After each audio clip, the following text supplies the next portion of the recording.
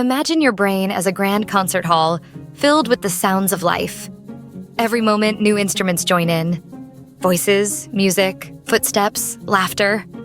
At the center stands your conductor, the auditory filter, guiding which sounds to highlight and which to soften. When the hall is balanced and the conductor is skilled, the music is beautiful, each note clear and meaningful.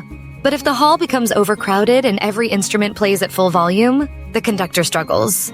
The melody turns to noise, the audience loses track, and you, the performer, feel overwhelmed and lost in the chaos. This is what happens when auditory filtering is challenged. It's not just about hearing. It's about how your brain listens, organizes, and makes sense of sound. When the system works well, it lays the foundation for learning, creativity, and connection. But when it falters, distraction, fatigue, and overload take center stage. Strengthening your auditory foundation isn't just about survival. It's about unlocking your brain's potential for transformation.